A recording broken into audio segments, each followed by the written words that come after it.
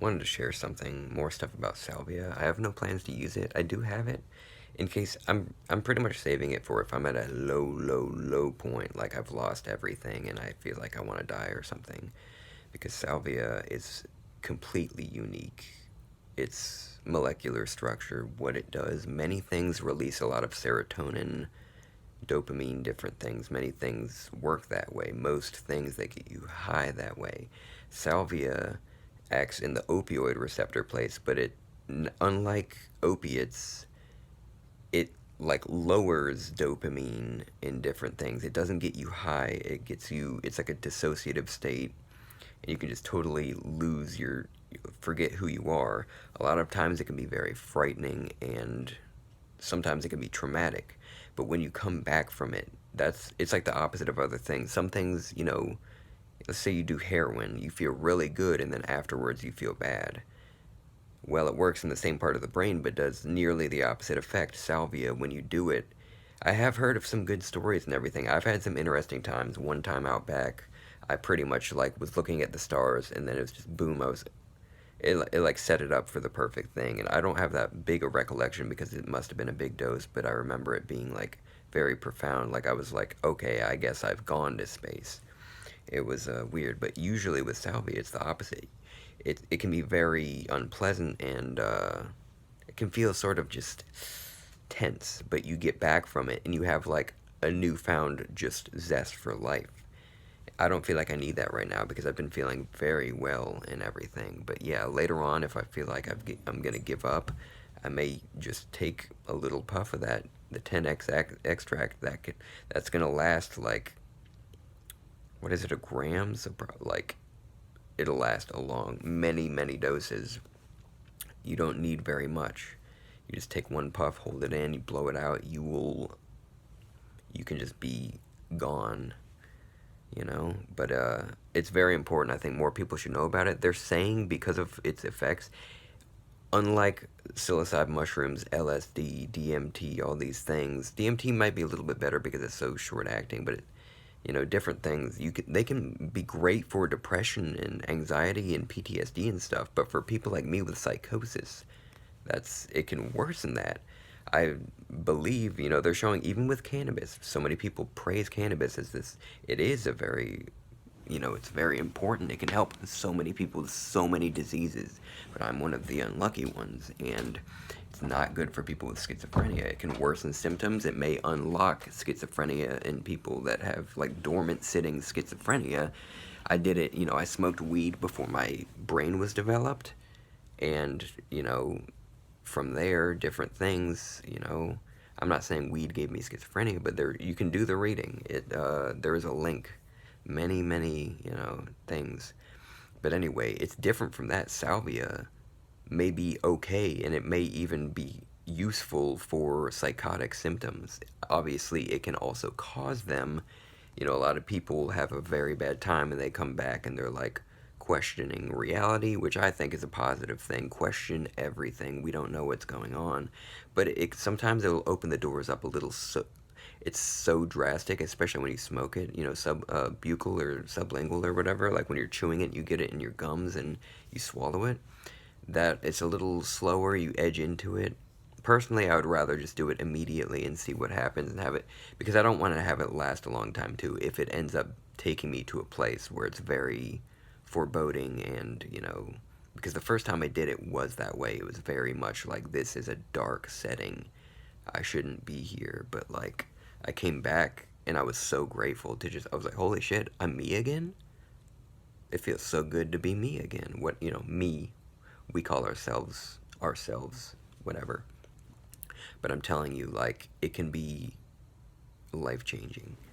I feel like this drug, I mean, I did use mushrooms. They were my very favorite in terms of like, not learning, but in terms of just feeling like it felt like extraterrestrial, like I was in contact. Like, I was like, this is like, what are their spirits and aliens and stuff? That's mushrooms to me. And I loved that. But again, I'm just being smart. I did microdose for a while, what was it, last year or the year before or something. I don't want to do that anymore.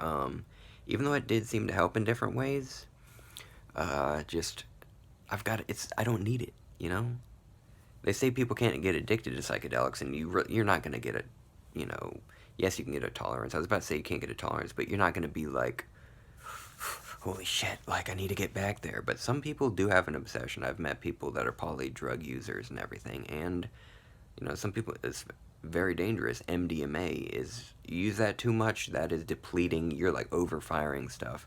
Never doing that again. I don't even think I can mix it with my medication. The first time I did it was, I mean, yeah, it was pure love.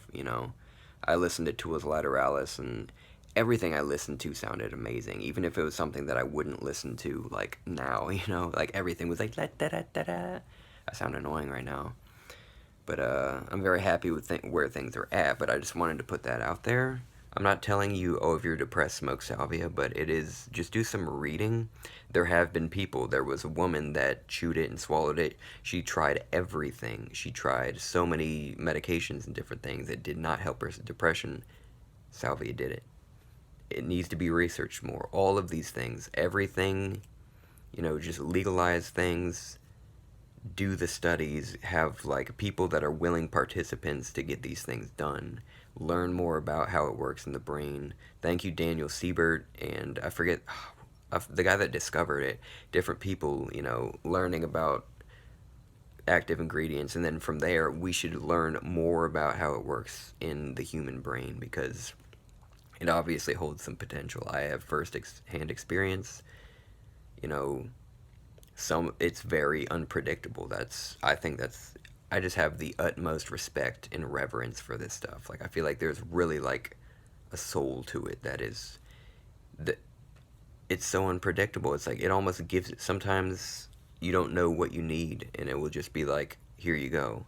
It's just like, oh, do you need to be in the presence of an entity that like is very strict with you and is just like, respect me, or do you need to be in the presence of an entity that's like, that welcomes you in and puts their arm around your shoulder and is like, here, and you can get anything with it and you don't get to choose it. No matter, you can set up intentions, you can do breathing exercises, meditations, that I'm sure that can help in different ways, but like at the end of the day, you don't know what you're gonna get with it. That's what's, it's not just like an acid trip. Like I know people can have breakthroughs when you do a high dose. I've never had that. I've pretty much had to where I was, I was mute. I don't know the word. What's the word I'm looking for? But I couldn't speak, and I was really absorbed in the hallucinations. But I wasn't. I still knew I was in my body, and I still knew like there's been nothing else. I know DMT is sort of called the like, the cousin of salvia because it's another breakthrough thing where you, a lot of times you do have a self, but like not always, and sometimes you're just kind of the experience. Salvia is like that, but they call salvia sort of like the deranged cousin, but that's, it makes sense. I see what you're saying, but like it's also I think it's very special. I just think everything about it is so unique, and it probably holds a lot of promise for all sorts of things.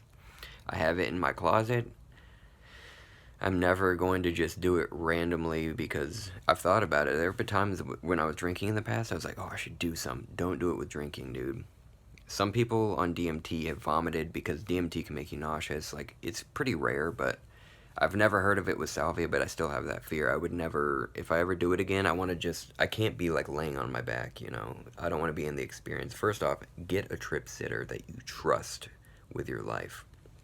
You don't want to be in a situation where you feel like danger is going down, even though you're not going to be there. If you do enough, if you get to the, what is it, stage 5, stage 4, or whatever, like, of the experience, if you do a dose where it's breakthrough and you're out of your self and you're just in the experience as, like, what is happening, I swear to you, it's not just, like, little myths or whatever. Yes, you can be, like, not remember the entirety of your human life. You might see things like from it, flashes, and just be like, what is this? But some people, if you do a lower dose, you can sort of experience what you feel is your past. You can experience, your inner mind and different things. But anyway, I just wanted to point that out there. I wish things were studied more in different things. There are so many useful things, both, herbal and fungal and, well, I wanted to say both natural and laboratory made and everything. Again, there's nothing wrong with, I do take medication. It's fine, different people, I understand people can make, like, believe things without having firsthand experience. Like, I saw something talking about how, like, changing. Well, actually, this vegan girl that I followed, I unfollowed her because it was just it was frustrating. I didn't say anything to her, but she was just like, "Oh, the big pharma doesn't want you to know that eating clean can cure any disease and you'll never need medication again." It's like, I'm pretty much doing that. It's not. There are certain things that are not. If you have dissociative identity disorder and a fucking traumatic past, that you can't just fucking eat clean and be like, oh, my alters are gone. If you have paranoid schizophrenia and have too much dopamine and everything, different things, like certain people, we are mutants. Like, there have been mutations throughout life. Just like, most people can't process lactose. And white people, European people, over time started forcing it, and like we had a mutation. Now it's okay. But even though dairy causes prostate cancer, it's like a 30-something% increase in a study of men eating dairy twice or three times a day, more bigger risk of prostate cancer. Other cancers, I'm sure, but prostate was the one they looked at. Different things, like, things change over time, and like autism is here. Autism, first off, we should not try to cure autism because it's not a disability, it's just different ability. Now, yes, certain aspects of it, I would, if I could, change some things, I would, but like certain things I'm very grateful for because it's like, it's it helps me in certain aspects. A lot of times people can be like specialists, where it's like a lot about one thing, or you have this super skill. That's not always how it is. I'm not trying to make this a stereotype or anything, but I've seen some amazing things in autistic people, like in all sorts of art and different things and just knowledge. It's really cool. Like, I'm just saying, so many types of people exist, and we have to have empathy and learn, like, you can't just say that because, oh yeah, that was the other thing. There was one today too. I saw the same thing. It was similar. It was like, people need to get out in nature more, and being out in the woods can heal just about any mental illness and sickness. It's like, it's very important. It is shown, like, it's very good for you to like go just to walk in the forest, to walk by the ocean. Both are very good for you and can sort of be like having, an animal by your side and stuff. But it's not everything. Like, about approximately 50% of this planet has a mental illness, and I'm sure a lot of them are in beautiful places like fucking the Faroe Islands and stuff. Just places like I can't even dream of. I haven't seen anything like this. I've seen some forests, but I've never seen like some of these places.